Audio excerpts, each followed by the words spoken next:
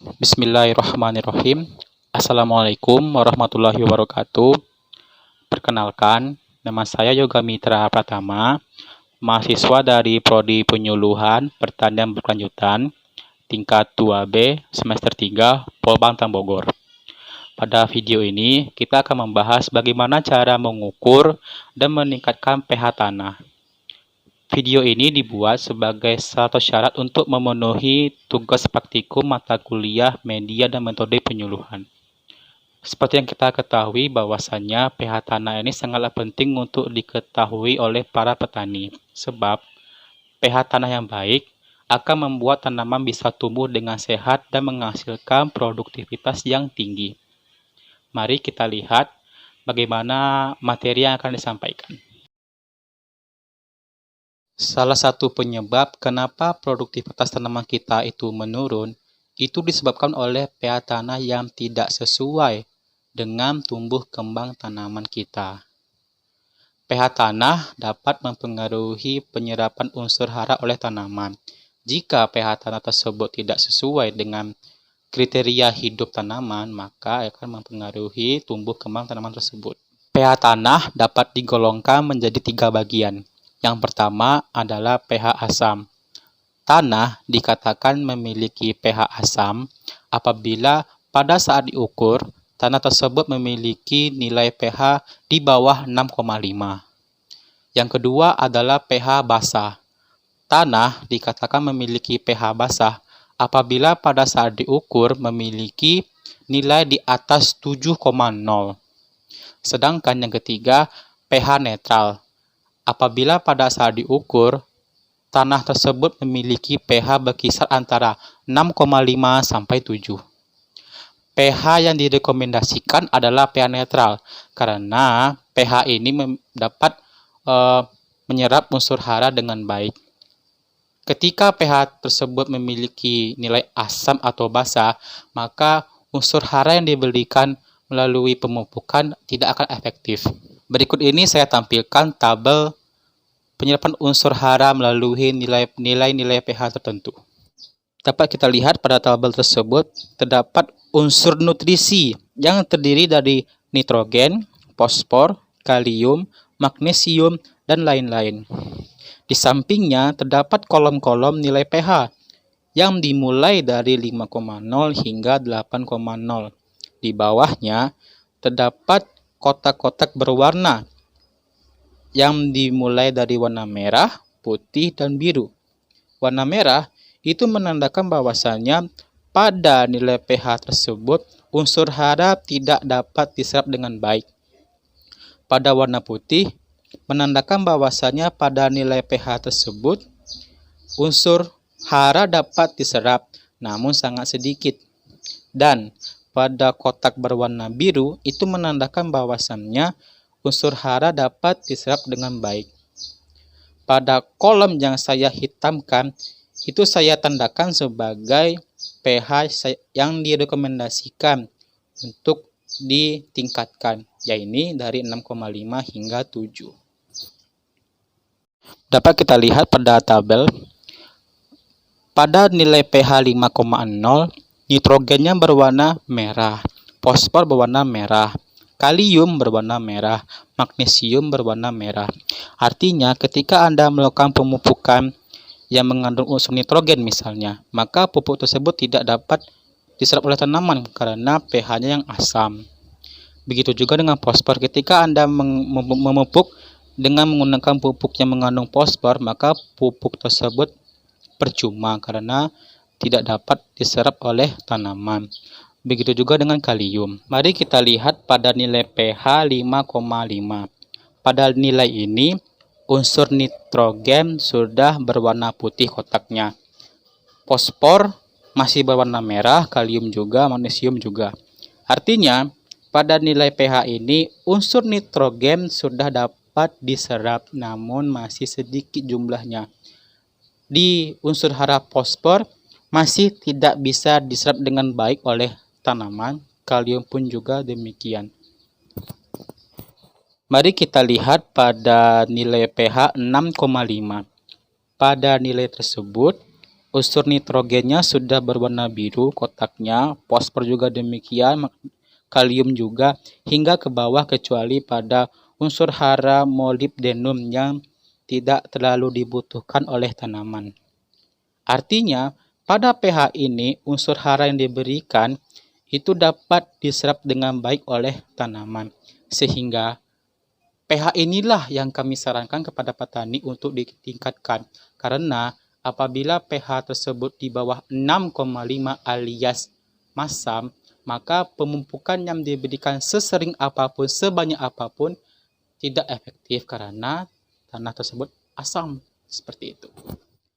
Alat yang kita gunakan untuk mengukur pH tanah adalah seperti ini bentuknya. Sebenarnya alat ini mempunyai 3 fungsi. Yang pertama untuk mengukur pH tanah, kedua mengukur kelembapan tanah, dan yang ketiga mengukur intensitas cahaya. Berhubung kita hanya mengukur pH tanah saja, maka kita hanya gunakan fungsi untuk mengukur pH tanah dari alat ini. Alat ini dapat kita peroleh dari online maupun offline. Sebenarnya banyak sekali alat-alat yang kita gunakan untuk mengukur pH tanah seperti kertas lakmus atau menggunakan kunyit atau kita menggunakan lain-lain. Namun pada kesempatan kali ini kita menggunakan alat seperti ini. Oke. Mari kita langsung saja cobakan alat ini pada tanah. Let's go. Baik, ini alat yang akan kita gunakan untuk mengukur pH tanah. Ini 7,0 artinya pH-nya masih netral. Mari kita gunakan. Nah, ini. Oke. Mari kita tunggu sekitar 2 menit biar alat ini bisa membaca pH dalam tanah. Setelah ditunggu selama 2 menit hasilnya, tanah ini memiliki pH sebesar 6,0 yang berdasarkan klasifikasi tanah ini termasuk tanah yang ber-pH-kan asam. Tadi kita sudah melakukan pengukuran pH tanah dengan menggunakan pH meter dan hasilnya tanah tersebut memiliki pH asam, yakni 6,0. pH tanah yang asam dapat kita tingkatkan nilai pH-nya dengan menggunakan kapur pertanian alias dolomit. Pemberian kapur pertanian ini haruslah sesuai dosis karena apabila pemberian dolomit ini berlebihan, dikhawatirkan akan mengganggu mikroorganisme tanah serta ketidaksesuaian unsur hara yang berlebihan seperti itu. Dosis dolomit yang diberikan itu bervariasi tergantung dari selisih antara pH tanah yang diukur tadi dengan nilai pH yang ingin dicapai. Seperti yang dapat kita lihat pada tabel berikut. Baik, dapat kita lihat pada tabel berikut ini, jika selisih pH tersebut 2,0, maka jumlah kapur pertanian yang diberikan adalah 6,83 ton per hektar. Jika selisih pH yang kita ukur tersebut 0,9, maka jumlah kapur pertanian yang kita butuhkan adalah 3,35 ton per hektar. Contohnya adalah seperti berikut.